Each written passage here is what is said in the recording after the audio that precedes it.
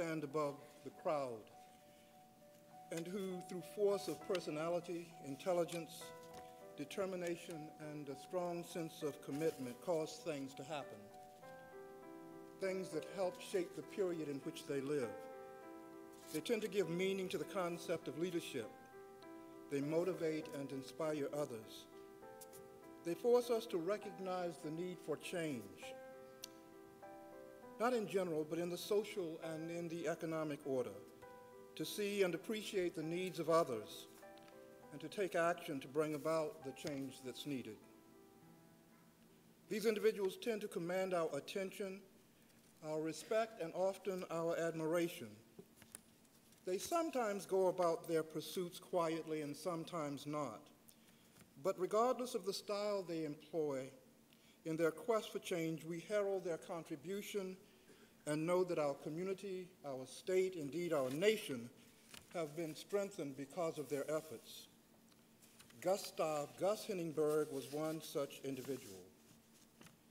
He was what might be called a warrior for social and economic justice, and in the vernacular of the pre-civil rights period, a race man, a man of accomplishment, committed to the advancement and the empowerment of his racial group, and I dare say others similarly situated.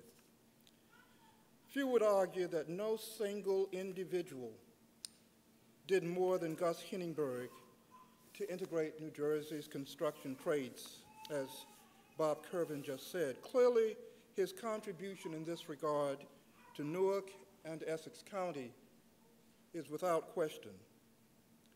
Armed with a keen intellect and a sharp wit, Gus commanded the respect of those he fought for, as well as the business community he sought to revolutionize. I would posit that he also tamed the business community when necessary. In fact, one of my favorite stories about Gus concerns the point in time when the business community concluded that with the election of Ken Gibson as the city's mayor in 1970, the urban coalition and Gus Heningburg were no longer needed. These were the same guys who recruited him here. I remember well this story because at the time I served as a member of the coalition staff. The men who had recruited Gus to lead the coalition, who served on its board and raised the funds that supported it, felt that the election of the city's first black mayor and the attendant euphoria it created in the minority community made the urban coalition a costly redundancy. So these business leaders told Gus and the coalition that it should be closed, that they would no longer raise the funds required to maintain it. Well, Gus and the people who believed the need for the organization still existed said, not so fast. He and his supporters resolved to keep the coalition in business and went about the task of raising the funds necessary to do so. Through their efforts, a huge fundraiser was organized and held in downtown Newark, celebrating Gus and the coalition. The event generated enough money to extend the life of the coalition and served as the framework for future fundraising activities which were to focus on foundation grants and individual giving.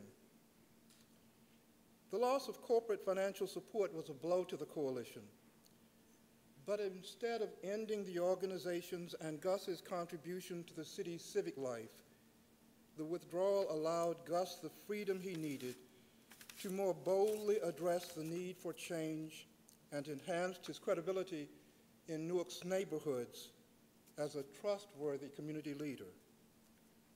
Gus Heningburg arrived on the scene a young man, labored long, hard, and effectively on behalf of the people of Newark, and left a mark in the annals of the city's history that anyone would be proud to claim.